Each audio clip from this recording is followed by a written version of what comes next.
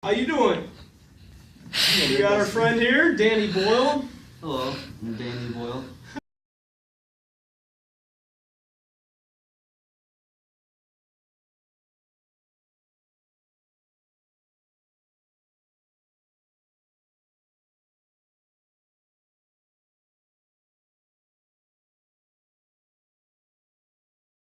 Okay, so Danny Boyle, what do you see in the news about Baltimore?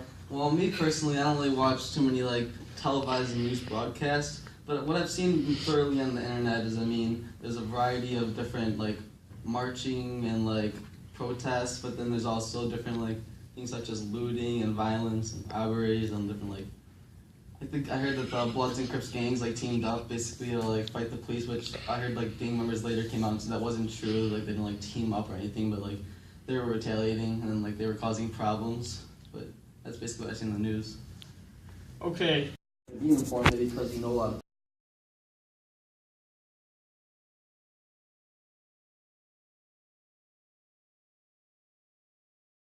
I have a question for you actually, because I saw something yesterday and I was just reading through stuff about Baltimore and there was a lot of people that are in the peaceful protest, but obviously the majority of them were African American. Get this. And then I also saw I saw a video and it was looting in 7-Eleven. And it was this one 7-Eleven store looting, and then there was one girl in there and she was knocking this shelf over, and then she turned around and you see a shirt and it says Black Power. And so then there's people in the store that are knocking a shop owners 7-Eleven stuff down, but there's people outside doing peaceful protests. So it's kind of isn't it how do what is your stance? What do you think isn't that do you think that's a problem, or how there's such a separated view between everyone how they should get their equal. Travelle, take the second question. Do you think there's any good behind the scenes in Baltimore that the news doesn't show? Good? Yeah. Well, I think that they have something that they do need to they're standing for is what is right, I guess, but I don't think that necessarily all of what's happening is good, or obviously not, because surely marching and protesting is obviously good, but when it gets to the extent that there's half people are doing peaceful protests and then there's a small percentage of people that are looting and committing crimes, robbing stores and stuff like that, and they're all supposed to be standing for the same idea, it causes controversy and brings stress to both different groups because they're both fighting for the same thing, but yet they're conflicting in different ways and trying to fight in different ways. So that causes a lot of problems. Okay. Quality or their rights they feel like. Yeah, I do. For the people that was protesting, I'm assuming that they was protesting for the Freddie Gray incident and stuff. Yeah. But the girl and stuff, I just think that's just personal anger and probably hate built up, just assuming that everybody's bad and that everybody should be blamed for one person's crime. So that's just something I'm doing. Just don't assume that all people are for Black Power. That's just their own personal belief and opinion. Because you can go about other things. Why mess up somebody else's business because somebody else did wrong to you that you have no idea and that you not relate to at that? So I get that it's a race thing, but at the same time, it's between them and that family. That it can happen to anybody's family member, but everybody shouldn't get targeted because you angry and fed up with one particular race or somebody else. That's just how I feel. So that's just something I don't do in her ignorance.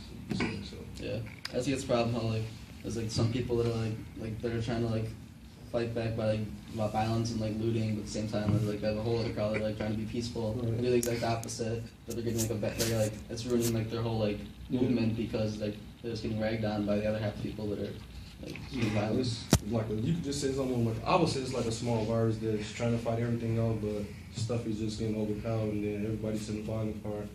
And it's small process and just numbers getting smaller and smaller since the greatest number is rioting emails are just joining up, and I guess they see this as a point of getting across because it's steady being played over the news more than peaceful protests. So yeah, I guess they just think that. The thing is, what I saw was on the news was that they interviewed a member from the neighborhood, just another normal guy, and he said that he was a lot older of a guy, and they said, "Why don't you do anything to stop it?" And he's like, "Say, man, I definitely tried." He's like, "I definitely tried stopping it." He's like, "But these young folks, they don't understand. They're angry. They're hostile. They want to make a point. They're trying to get out there and state and actually show people that they're angry. That's the only way that their message is getting across is by burning things and attacking the police." Because a couple of weeks ago, when they were complaining about the Freddie Gray beating / death, they really didn't enforce anything. Nothing was really being talked about. And now look at, they made a huge name for themselves. Maybe not in the best way, but they're definitely coming across and they're making a name for themselves. And it may not be a good way. Paulina. I have a question for you guys. There was a recent article that came out about a woman who posted on Facebook, and what? The video of her son? No. Oh. She posted on Facebook that all black people should kill every single white cop, and that we should go and do that right now. And she said she was planning it and everything, and they arrested her. And I don't remember what the bond was, but what do you guys think about that? Well, I did see one thing about it was a lot of gang members in Baltimore. They were talking about how a lot of the controversy is that they're labeled as gang members, yet at the same time they feel like they're protecting their community, and they feel like the cops are the opposition, and they're attacking they're killing their children, their friends, their family. So they kind of feel like they're the protection. That's kind of where the clash between the police and then the whole community is right now, and why there's is the outburst. But at the same time, the gang members are calling for people to stop being too violent and call with the police and stuff like that, because that's just what's keep getting people killed, and that just what's continues the problem. So we need to find an alternative basically.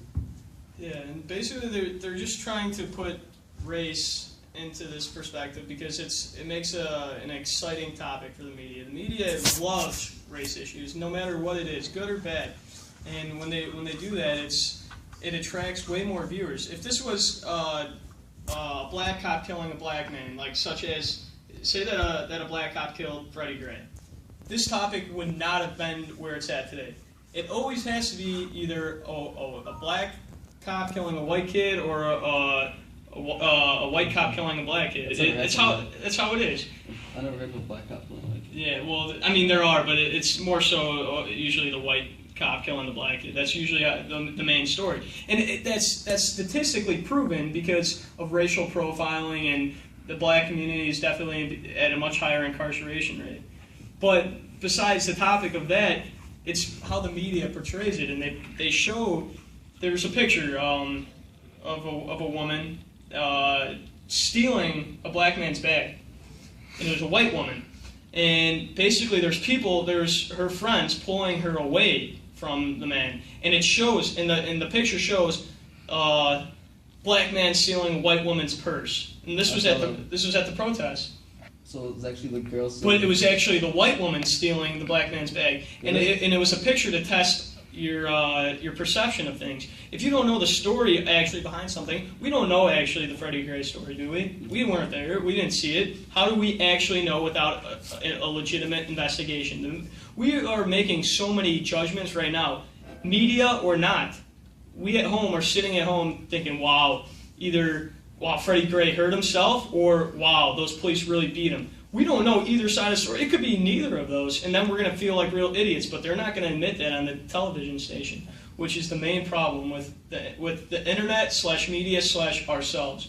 We're the problems. We're the one who makes this situation escalate, and it's our own fault. We blame it. I completely blame ourselves. I blame myself. I've done it. I'm like, wow, these cops are dirty. Wow, Freddie Gray actually hurt himself. I don't know. Now I came to the realization I don't really have to listen to what they have to say. I'm going to wait for a legitimate investigation. And that's how I feel about this entire situation.